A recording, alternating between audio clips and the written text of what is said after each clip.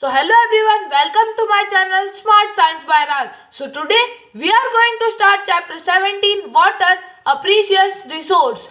Water is an important natural resource and one of our basic needs. All living organism needs water to survive.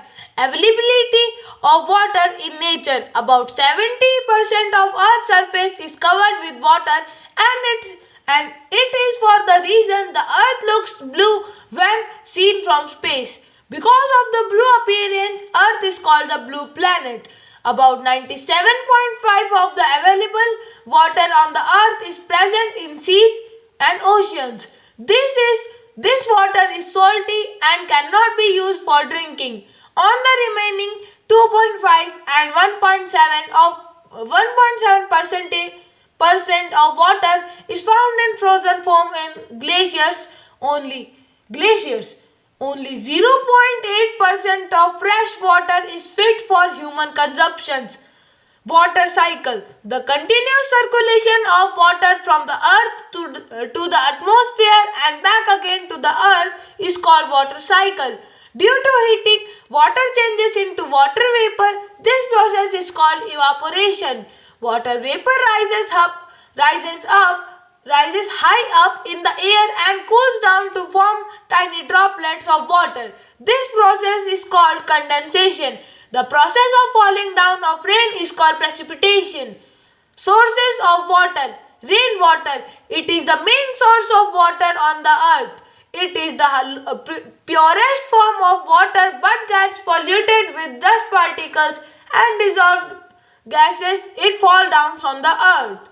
Surface water. The water present in rivers, lakes, streams, oceans and seas is called surface water.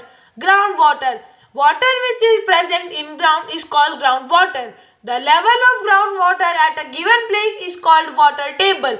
The process of seeping of rainwater into the ground is called infiltration.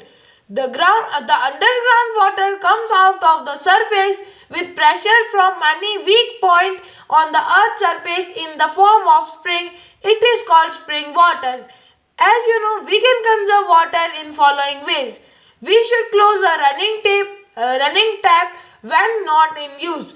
More dams should be constructed to collect flood water that can be used later. Now in Hindi, water हमारी life का एक important natural resource है जिससे हम हमारी basic needs पूरी करते हैं और और जैसे कि जितने भी लिविंग ऑर्गेनिजम्स हैं जितने भी लिविंग जीव हैं यानी ऑर्गेनिजम्स हैं उन सबको वाटर चाहिए सरवाइव करने के लिए. Availability of water in nature. लगभग 70% ऑफ अर्थ सरफेस जो है वो वाटर से ही कवर्ड है. इसी कारण से जब हम हमारी अर्थ को स्पेस से देखते हैं तो वो ब्लू दिखती है. तभी हम हमारी अर्थ को ब्लू प्लैनेट भी बोलते हैं.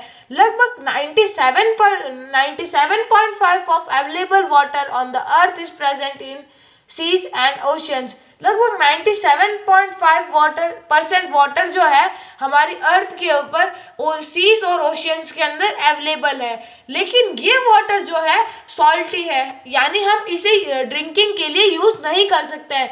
और जो बचा कुचा है यानी 2.5 और 1.7 तो ये तो फ्रोजन फॉर्म के अंदर पाया जाता है जो कि ग्लेशियर्स के अंदर पाया जाता है.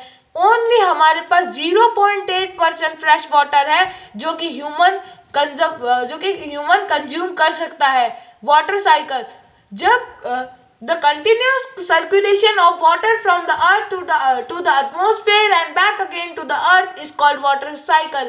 जब वाटर का कंटिन्यूस सर्कुलेशन हो अर्थ से एटमॉस्फेयर तक जो कि बार बार हो रहा हो वो वाटर साइकिल कहलाता है. Due to heating water changes into water vapour. This process is called evaporation.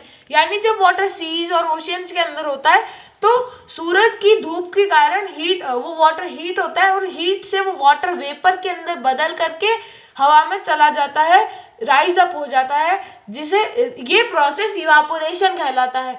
जैसे ही वाटर वेपर राइज होकर के हवा में जाता है तो वो कूल डाउन हो जाता है और वो वाटर के ड्रॉपलेट्स बन जाता है. ये प्रोसेस कंडेंसेशन कहलाता है.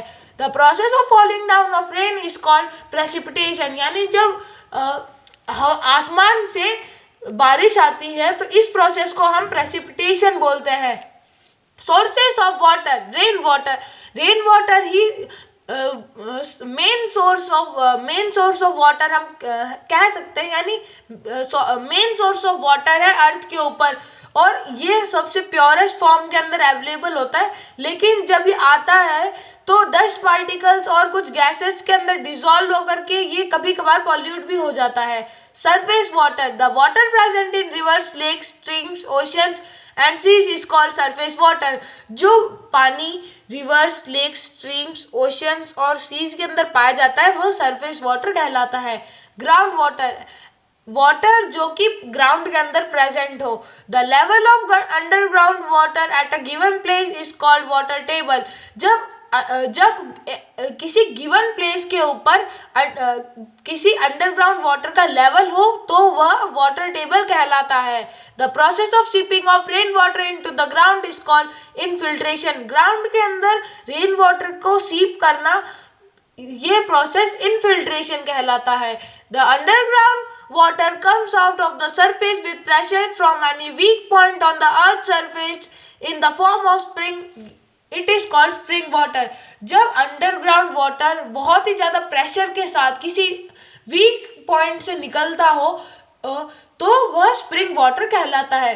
हम पानी को बहुत सारे वेज के अंदर बचा सकते हैं, जैसे कि जब भी कोई यानी टैप हो, अगर वो हमारे यूज़ के अंदर नहीं है और वो फिर भी चल रहा है तो हमें उसे बंद कर देना चाहिए।